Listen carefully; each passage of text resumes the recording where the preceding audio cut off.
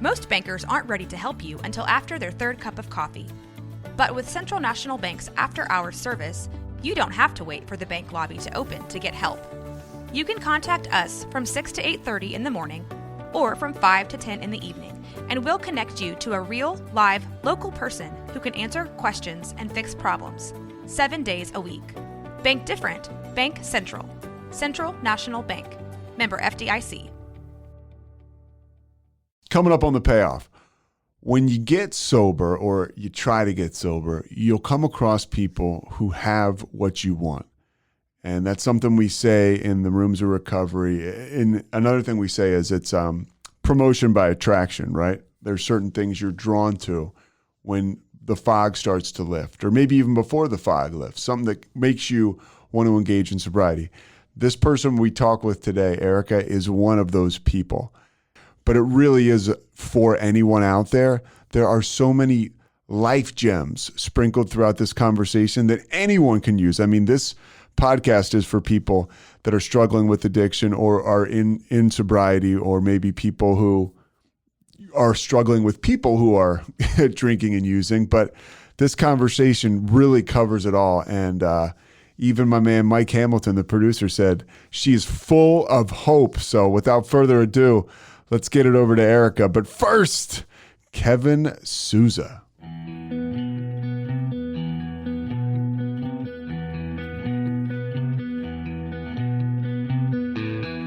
Stand by the ocean floor. Hello there. Erika, what's going on? Just trying to make a nickel. Trying to make $1 out of 15 cents, right? Exactly. Mike is the guy you can hear chuckling, the creepy guy in the background. He's our producer. So nice. You were on a work meeting just now? Yep, I just finished up. What kind of business are you in? I am in the technology business, okay. And I manage a geography of accounts and salespeople, and I have about a third of the state of Texas. Oh, really? Yeah. It's a big state, so you're in good shape. Yeah, I've been doing this a long time. I love it. That's why you took care of my coffee the first time I met you. I mean, come on now. Yeah. I'm a salesperson at heart. One of the things that this whole thing is about, this whole podcast is about, I still feel weird saying the word podcast, but one of the reasons I want to talk to you, and a lot of times people like you, it's when people are like their sobriety is attractive and they mean business. I mean, the first time I met you, and I don't think that, you can correct me if I'm wrong, you run around banging big books over people's heads, but you were sitting there reading AA literature, 12-step literature. And I was like, wow, this one means business. Yeah. Yeah, the big book is extremely important to me, and it's become more important to me in the last year. Really, it's my manual for how to live. Before I came into the program, the only manual I had was to take a drink or 12 to change the way I felt. And So when I got sober, I had to have a substitute. And really the big book is that for me. I just relate to everything in there. I feel like the stories, the examples, they're all about me. And so it's just extremely helpful for me. And if I don't read it every single day, it's like I forget it. It's bizarre. I can recite it, but it doesn't sink in. So you read it every single day? I do. I mean, not the whole thing. So how much do you take in? Do you set aside? Is that part of a daily, thing that you do? It is. Yeah. I get up every morning about an hour early, and I have a routine that is also extremely important to my recovery, and that is spending time quietly reading. And reading the big book is a part of it. I usually focus on the first part of the book, where I'll either read the doctor's opinion, or I'll read pages 84 through 86, or I'll read, right now, Bill's story is really intriguing to me because I'm really fascinated with step one. And so since I started working with my new sponsor last December, she's really having me learn the history of the book and learn what the author wants us to learn from what he's writing about. And so I'm really fascinated with step one. I think it's something I kind of skimmed over at the beginning. And so I'm circling back to that. So my routine is I'll sit down with the big book and I'll just let it soak in. And then I usually just write in a journal some thoughts, or I'll just transcribe the reading exactly as it's written onto my journal so that I can remember it and apply it. And that's amazing. So you'll do that. It's almost like a form of studying to write it down, because for me, to write is to remember. Totally for me, especially as I get older. What is it different being a woman with the big book, because a lot of it is geared is from a male's perspective, and it was written, in the mid 30s or late 30s. As a woman, is there a part that you wrestle with there a little bit, or is that one of those things where it's similar to religion, where you got the gift of desperation, let's get off the debate squad and just get after it? No, for sure. I don't let that really bother me. I could get into it if I wanted to, but really, when I read like the To the Wives chapter, I just felt so much sadness for what I had put my husband through. I don't really see it as a male female thing. This is a disease that doesn't see sex, and so I just see myself as the sick alcoholic, and my poor husband had to live with it. And thank God he didn't kick me out. And does he ever have to live with it today when you're dry? Because that can happen with me. Oh yeah. Oh yeah. Here we go. Yeah. I can be a royal pain in the ass, and unfortunately for me, I have a reprieve that's a daily reprieve, and that reprieve. I don't know if you know what the definition of reprieve is, but all that means is it's a punishment that's been canceled. And so if I get into the big book, or if I work with my sponsor, if I work with a sponsee, that punishment is canceled for me. If I don't, I turn right back into the selfish, self-centered alcoholic that if you don't do it my way, when I want you to do it, exactly the way I want you to do it, I will turn into a bitch. And, that's step 3 on pages 60 through 65. That has got me written all over it. It's funny how you embrace the punishment some days. It's like you choose that rather than choosing, not to battle. Oh my gosh. It's like I'm having an out of body experience where I know what I'm doing, but I just can't stop myself. And I'll just continue to act like the selfish, self-centered person I was and can still be. Well, let's talk a little bit about the person you were. When's the first time, if you can remember, you had a mind-altering substance or alcohol when it changed the way you thought? Yeah, I was in 9th grade, so I guess that makes me 14 or 15, and I drank tequila. Of course I did, right? And it changed the way I felt, and I loved it, and I couldn't wait to get more. I grew up in an alcoholic home, so I had a lot of access to alcohol. I just never tried it until I was, 14 or 15 in 9th grade. And the moment you tried it, was it something that dictated what you were going to do from that point forward? Or was it, hey, I did this, that felt great? I heard a guy once describe it as it was just the most predictable thing in the world and it made him feel good. Was it something like that you knew you could lean on and go back to at any time? Did you look forward to it? Oh, yeah, 100%. And I couldn't, from the minute I tasted it, I knew I was different too, because I didn't react the same way my friends did. And I immediately found myself drinking alcoholically, where I went night, I stole that bottle of tequila that night and went into the closet and kept on drinking after everyone else had fallen asleep. And so I knew that if I wanted to continue to feel that way, I had to continue putting that substance in my body. And I had so much insecurity and hated the person that I was, that I became a day drinker pretty quickly. So did you grow up in Colorado? I think you're right. Did. Okay. Yep. What part of Colorado? College. I grew up in Boulder, Colorado. Awesome. So it's pretty liberal, laid back. A lot of real cool. I mean, I lived in Colorado Springs and spent time in Colorado, and Boulder's a pretty cool place. It is. And my high school was 2 blocks from the University of Colorado campus. And so the party scene was a big part of my high school experience. And then I went to the University of Colorado. That's where I graduated. So we had a lot of fun. Did you have any older brothers or sisters?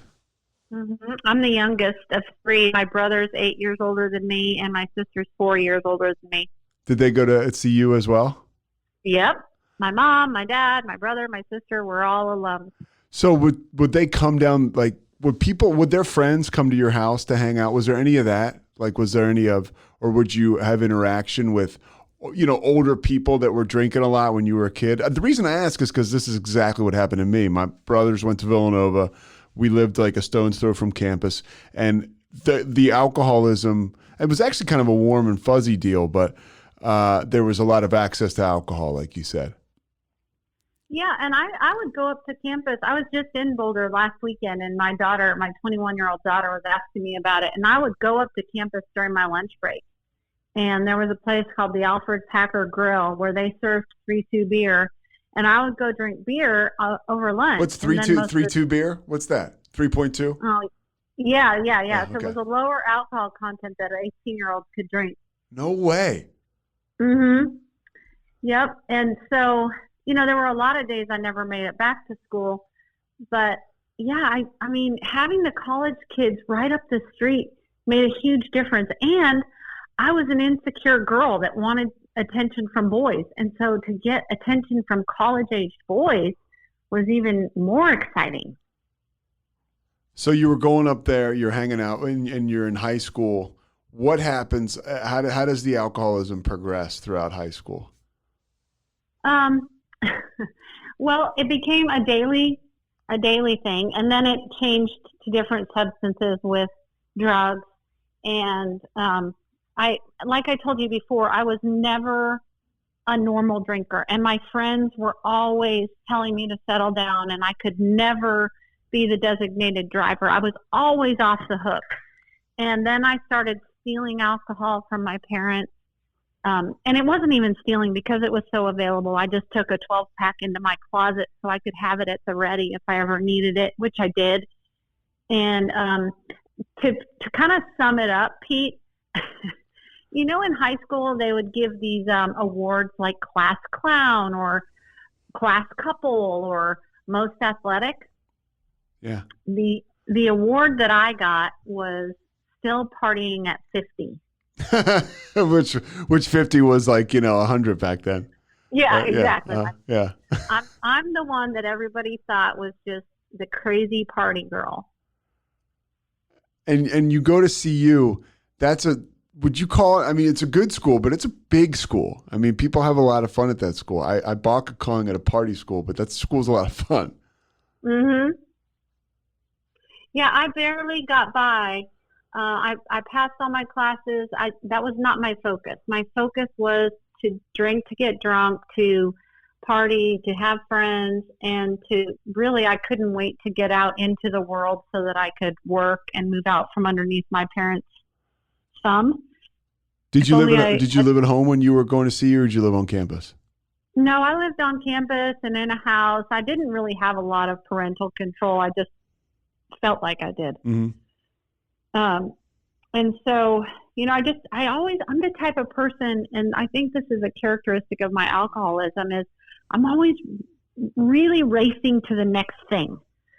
And I couldn't just sit and enjoy where my feet were at the moment in my college age years. I was just, I gotta get out. I gotta get a job. I can't wait to have an apartment. I just always was racing to the next thing.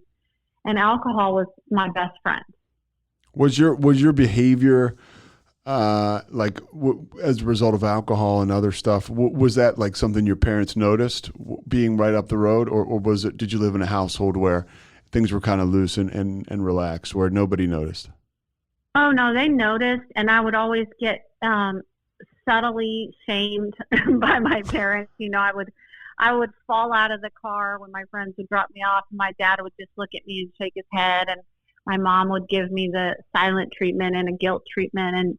And finally, my brother, who was actually a big part of me getting into recovery, was like, look, you have a serious problem. And I didn't disagree with them. I just had no idea how I was going to stop, and I wasn't interested. It hadn't gotten bad enough. But my family all knew that I had a problem.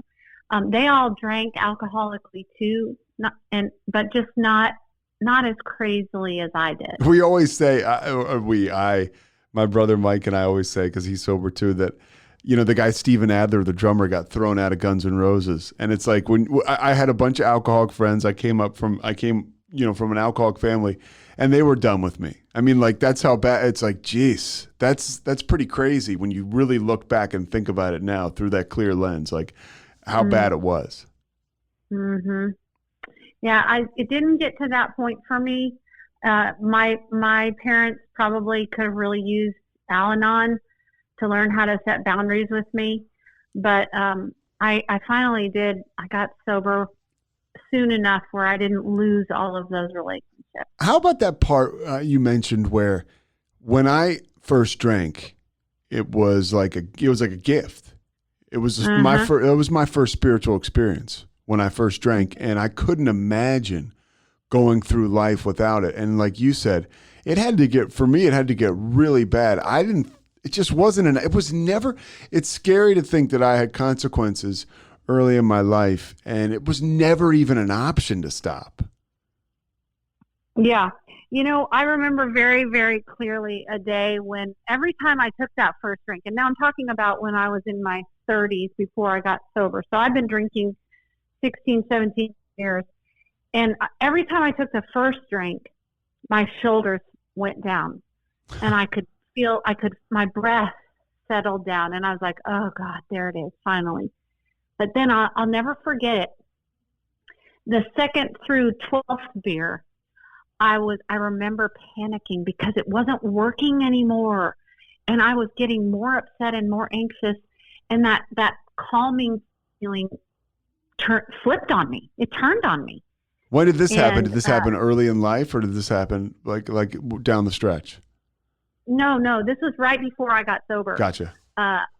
Like in my 30s. And so I remember being really panicked, like, oh shit, now this is stopping working. The first drink, until I quit that first drink, I felt my shoulders go down. But then the others were more anxiety causing than anything else. How was alcohol affecting your relationships, like with your family, with your friends, with guys? Well, I think what alcohol did to my relationships was make my relationships non-existent. Never did I have a relationship that was real and honest and healthy. It wasn't until I got sober and really a few years into my sobriety that I learned how to have a relationship. My husband, I was married the time I got sober, and my husband wrote me a letter that told me, you know, and I read it every time I get my annual birthday chip, and he lines out by the way, you just had 15 years, right? I did. Yeah. Yep, so Congratulations. Yeah. So, and I was lucky enough to see you read that letter. Yeah. You talk a little bit about that. Yeah. So he wrote out everything that I did when I was drinking, and then he wrote out everything that he wanted me to do. And they're all things that, as an alcoholic, are just laughable. Things like drink beer, not hard alcohol, stop drinking after 4 drinks. Like, these are things in the book that we just kind of laugh at in the meetings, because as an alcoholic, I drink until I can't drink anymore. And then he said at the end that if I refuse to get better, that something has to change, and will it be me or will it be something that he has to do, which was essentially, it was an ultimatum.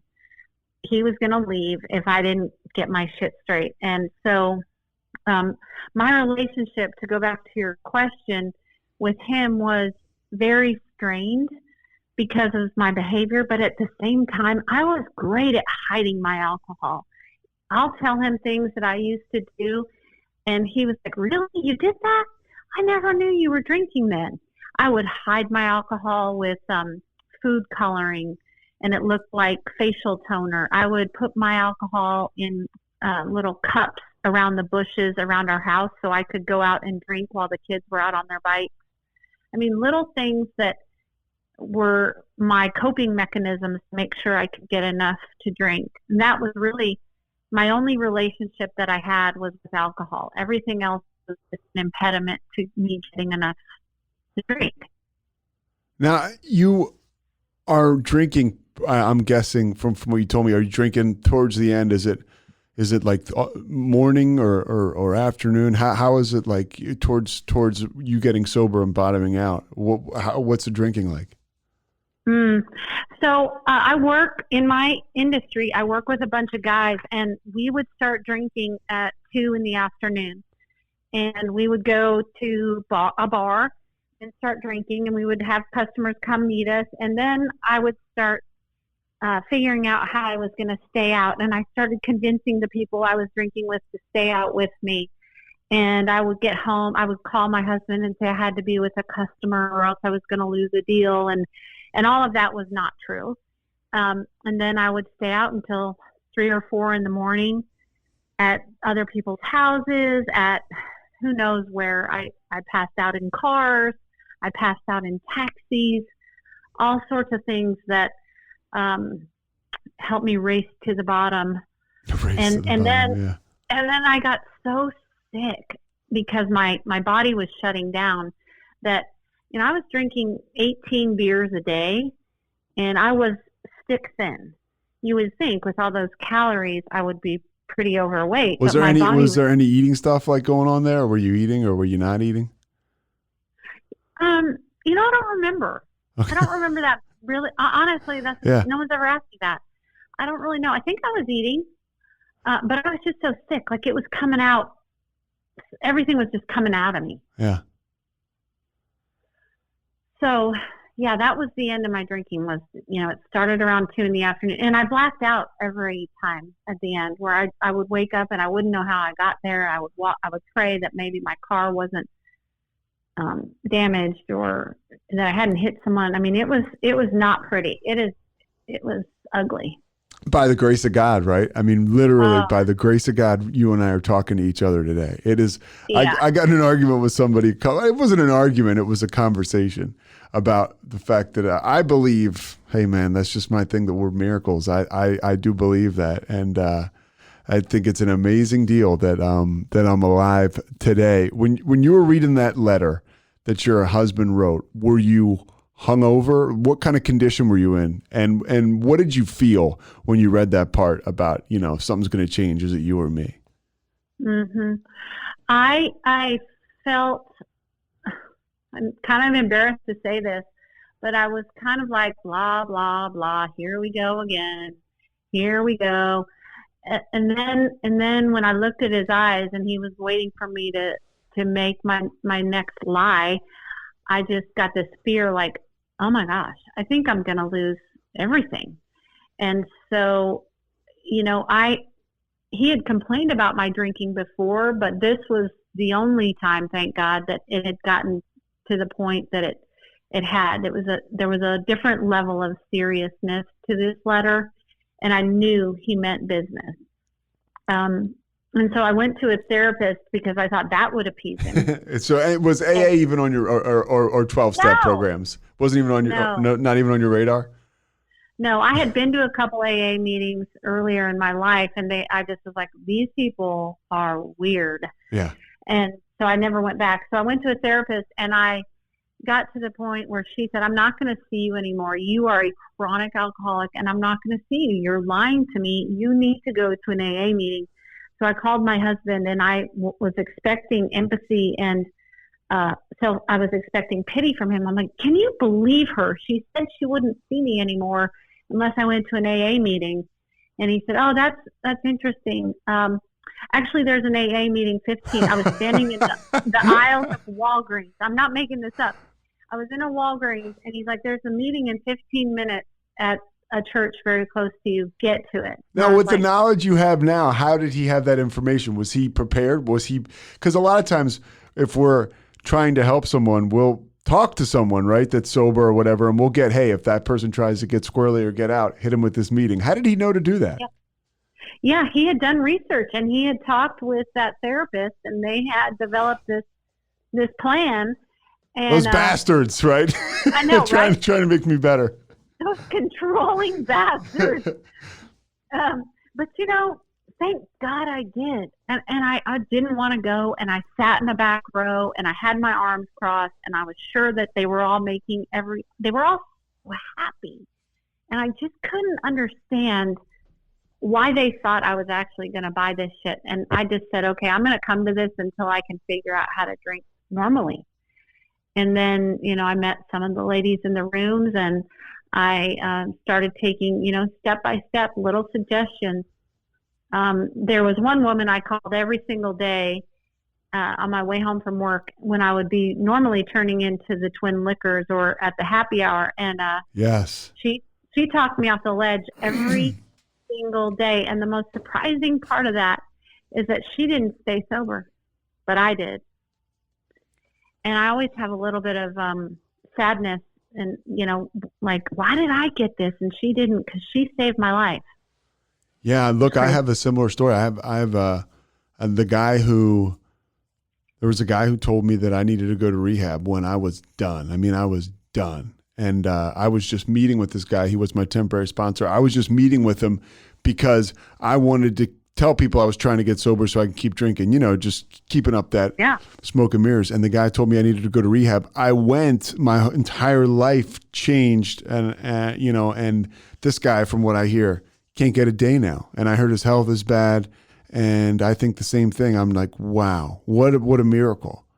Or God's grace that I was able to get this. I want to go backwards a little bit. You said your brother played a role in your recovery as you got towards the bottom, or played a role in your recovery. How did that go? That was timing also. My brother was always my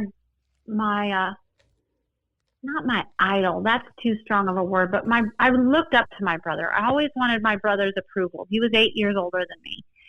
And I remember we had just finished at a Mexican food place in Austin, and I had like 3 of the most enormous beers. And he was just telling me, this is not normal. You have a problem and you need to address it. And again, it's kind of like when you scatter seeds along a path. I don't know why that one took root, but that's one conversation I remember.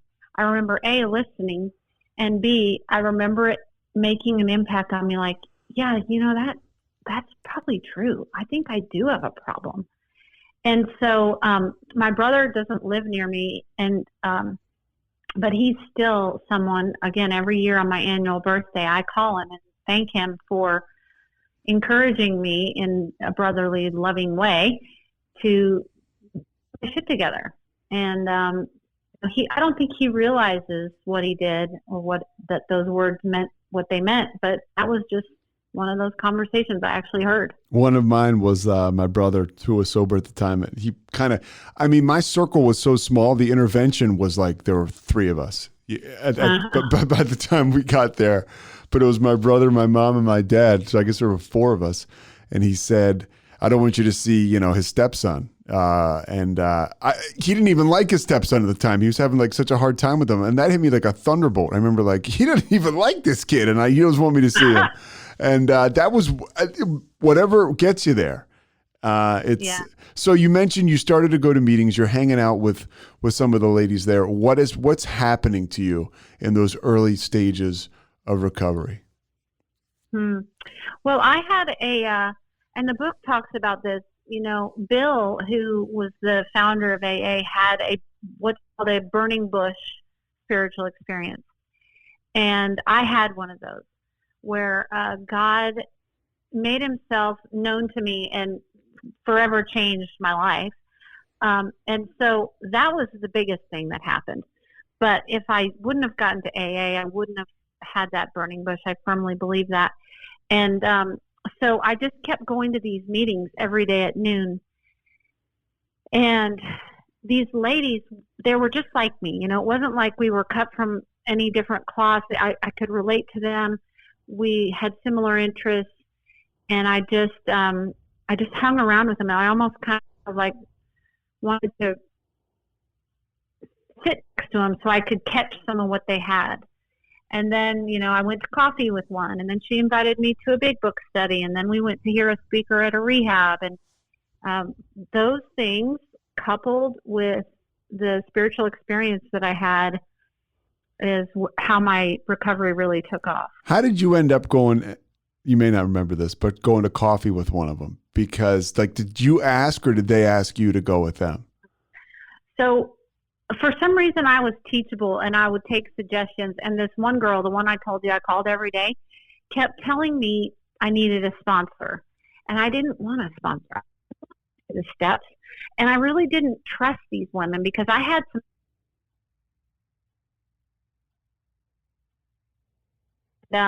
Hold on, Erika, go back because you broke up on me. You said you really didn't trust these women because.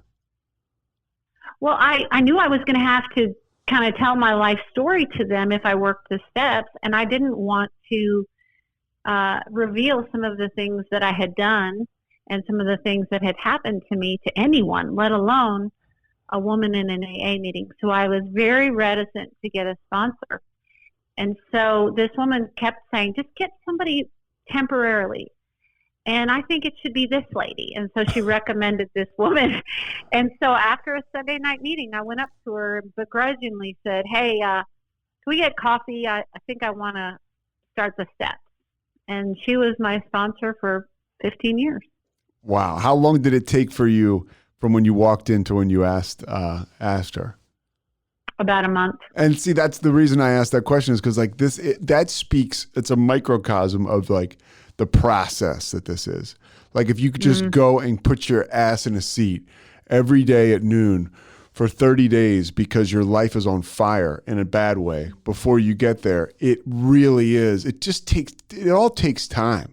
And it's all the cliches, don't quit before the miracle happens or stick around long enough, somebody will tell your story. That stuff's real. In my life, it has been. It is real, but I would also make it very clear that just going to meetings wasn't going to keep me sober. It does take time, but I would never want someone to think that meeting makers make it, because I just don't think that's enough action. And some of the other, well, actually, before we get into some of the other action, I've been thinking about asking you this. What are you telling people at work while this is going on? Because you mentioned your job was at 2:00. Yeah. We're at the bar. It's kind of like client maintenance. How did that play out? I don't remember all of it. I remember I just lied and said I couldn't go. And they all knew that I was leaving from 12 to 1:30 every day. So I think people kind of caught on, and then they quit asking me. I never told anyone I was in AA because I was very nervous about the backlash. And so it wasn't abnormal for us to be out of the office from 12 to 1:30 at lunch. It wasn't typical that it was to go to an AA meeting. But I think these people just saw that I changed.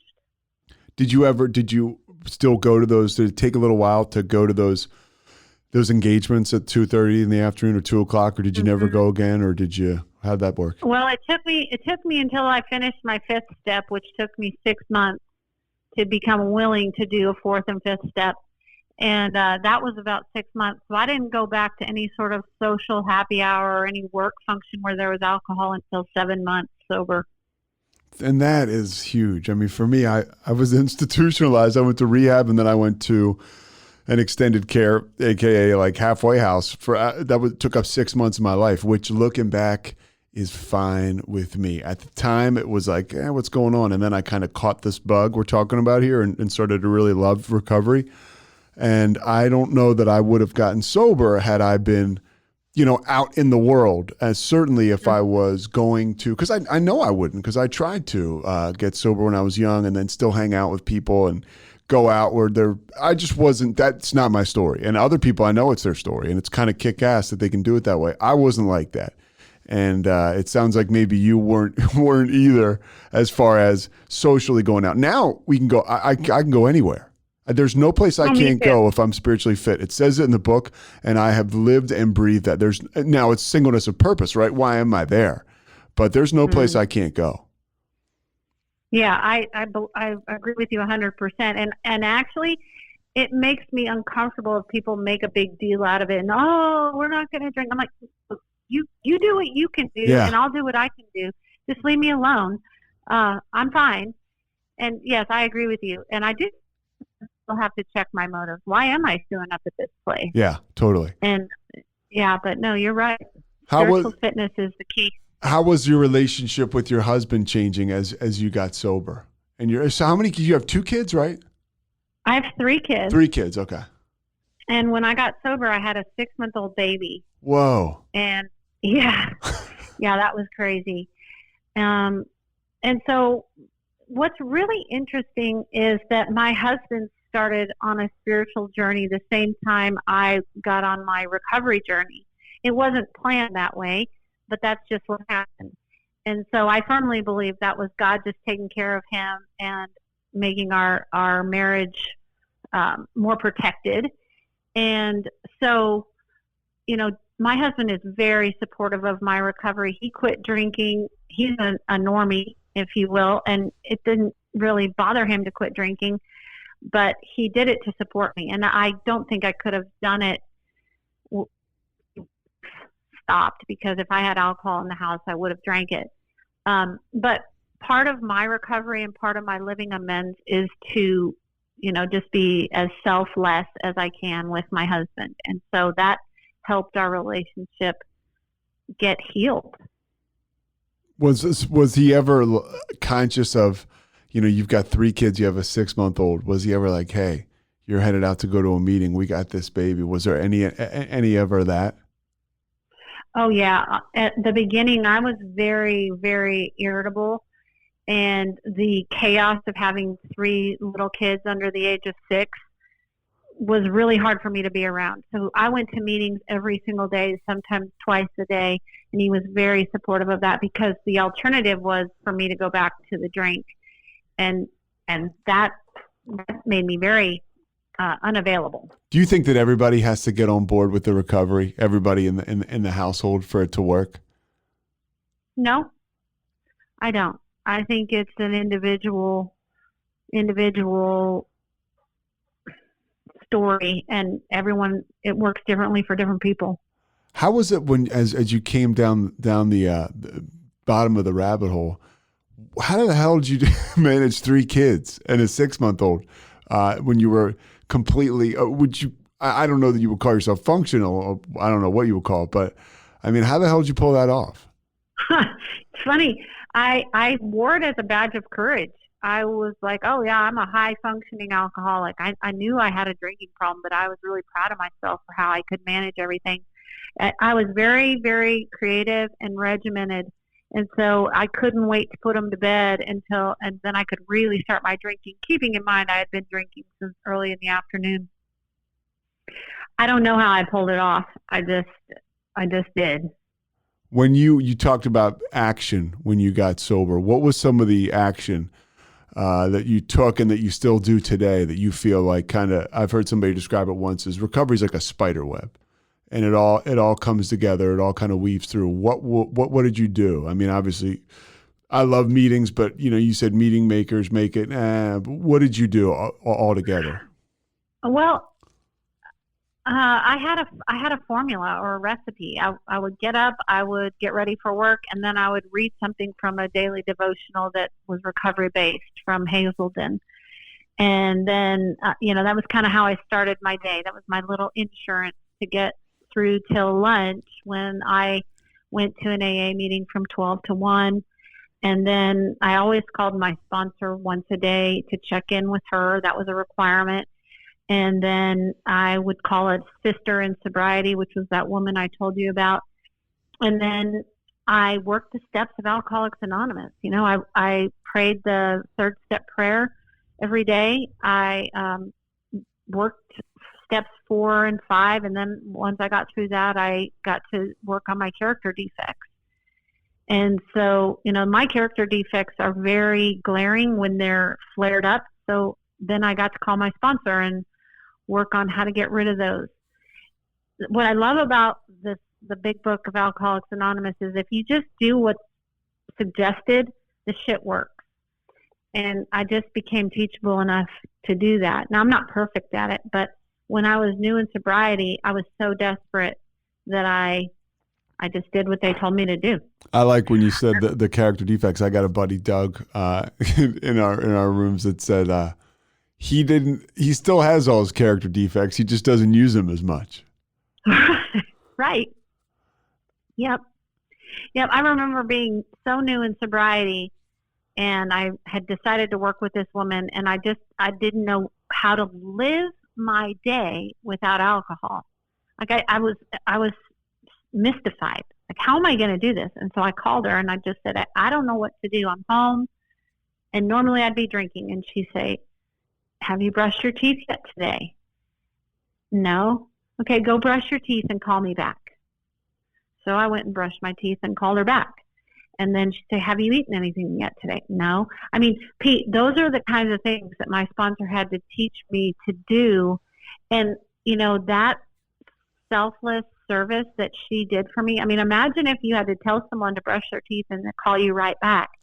I mean, she gave me hours of her day to help me get sober and to figure out how to live life on life's terms rather than with a drink in my hand. I was talking to a guy yesterday, and he was a newcomer, and it was like off the wall stuff, right? Exactly like I would call somebody else about. And there's a part of me, like the ego or irritability or whatever the crap, that right away I'm like, oh, what are we doing here? And then I'm like, dude, this is exactly what you would do.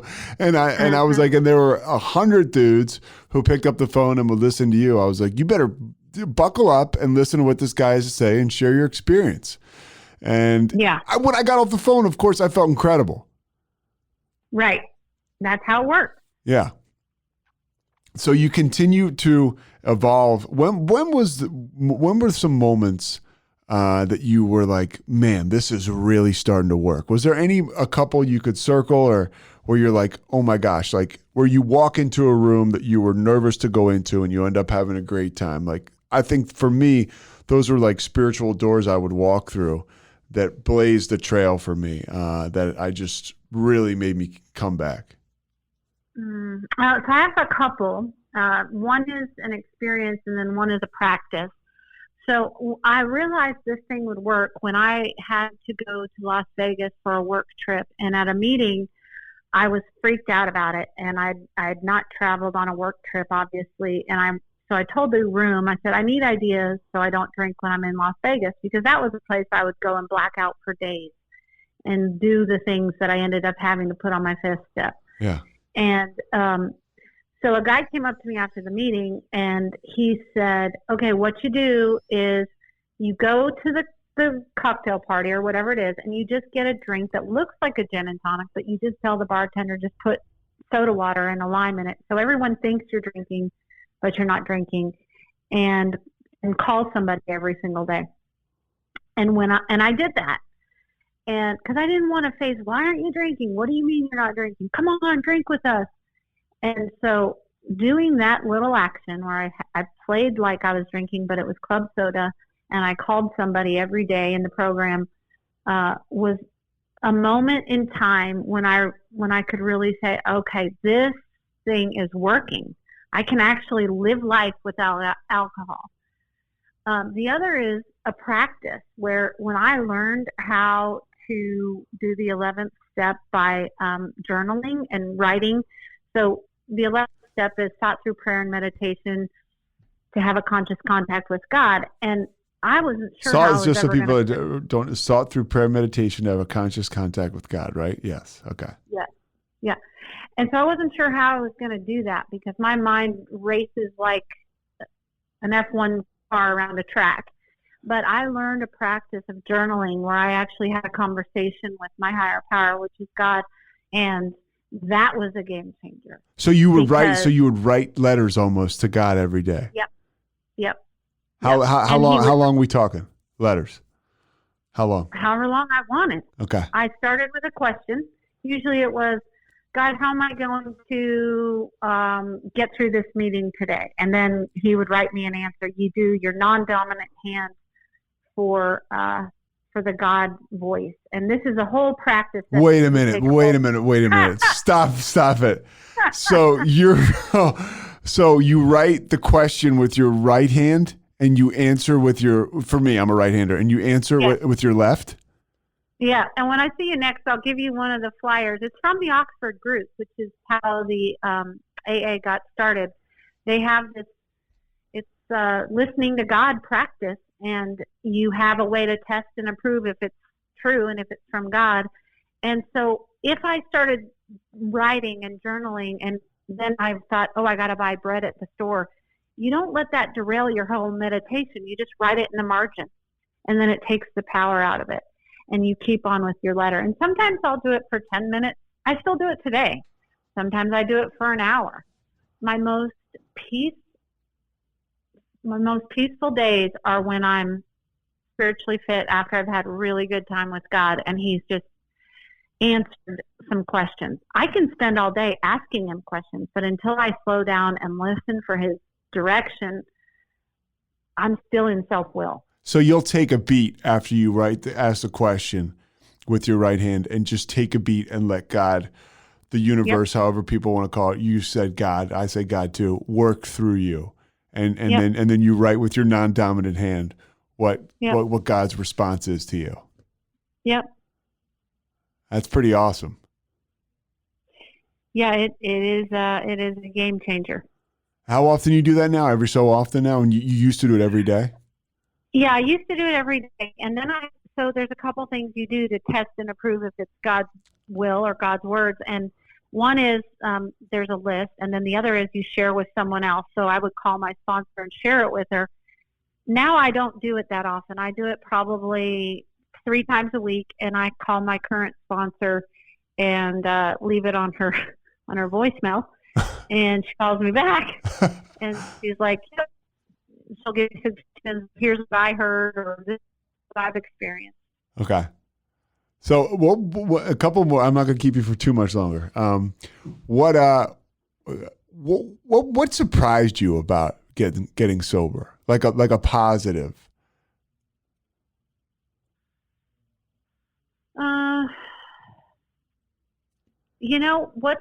What surprised me is that life continued to happen, but I didn't have to drink over it.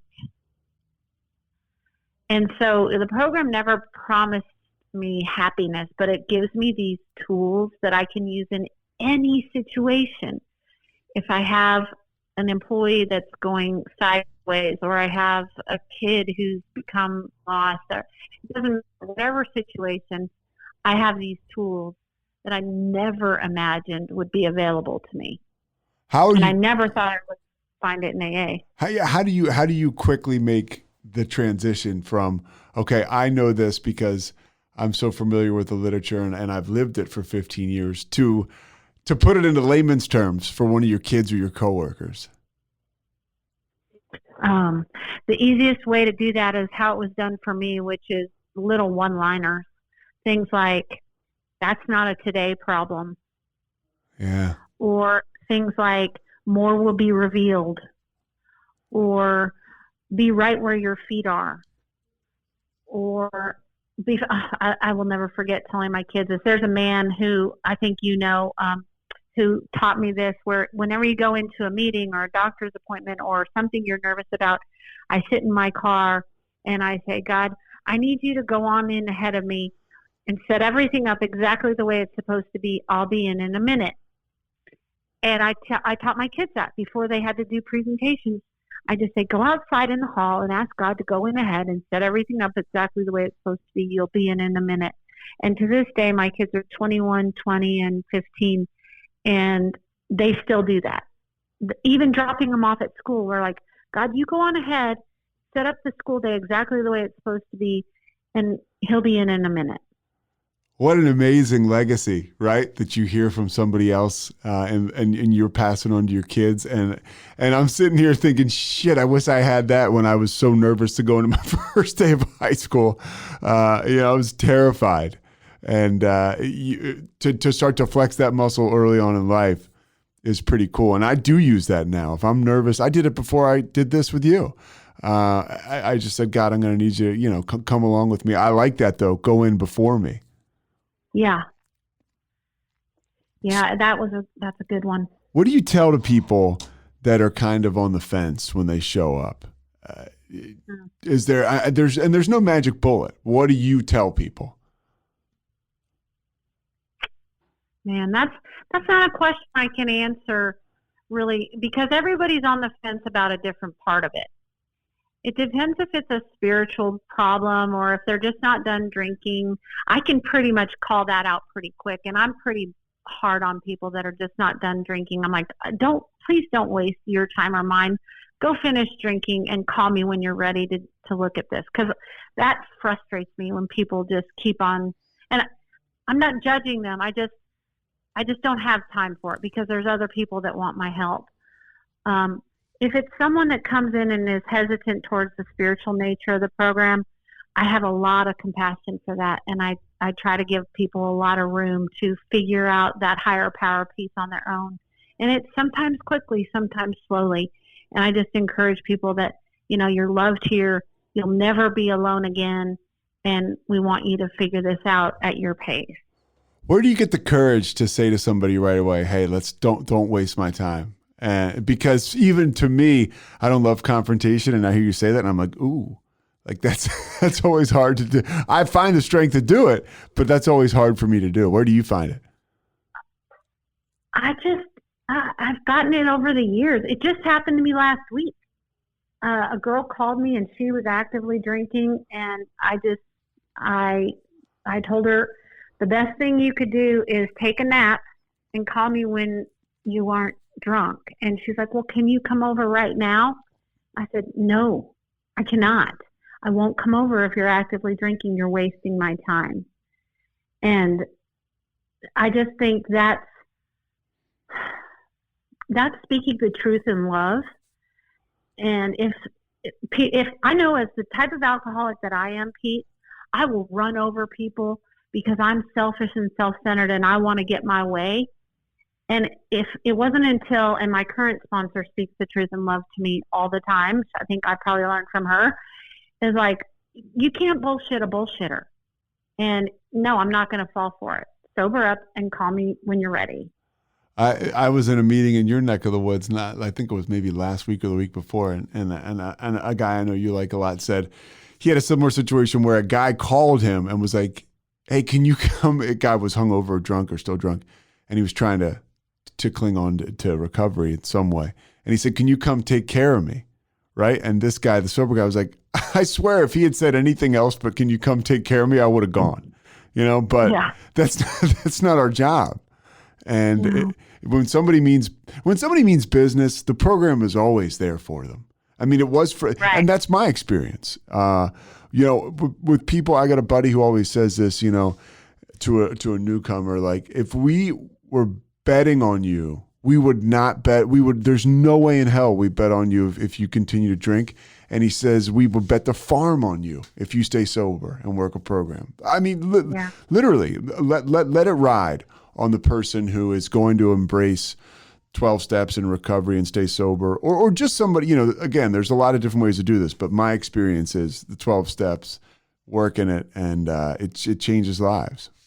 Mm-hmm. It does.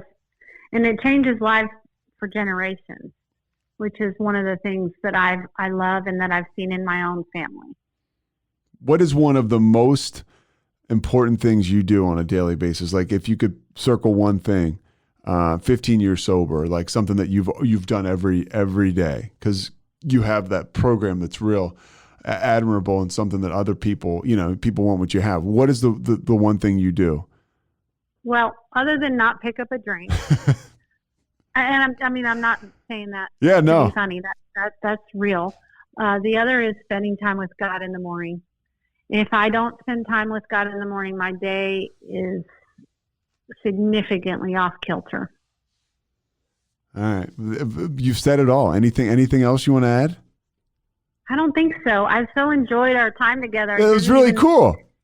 Yeah. And I hope we can get together and talk more about it. And I will share with you the Oxford group process for listening to God. Oh, Erika, I appreciate it. This will be up next Thursday, but I'll send you a link to it. Awesome. Thanks, Pete. Thanks, Erika. All right. Bye-bye. Bye-bye. Thanks so much for listening to The Payoff with Pete. Once again, I'm Pete Souza. And of course, we are part of the Rogue Media Network. All kinds of good podcasts you can find at roguemedianetwork.com. And of course, you can find this podcast and all those other ones wherever you get your podcasts, iTunes, Spotify, other spots like that.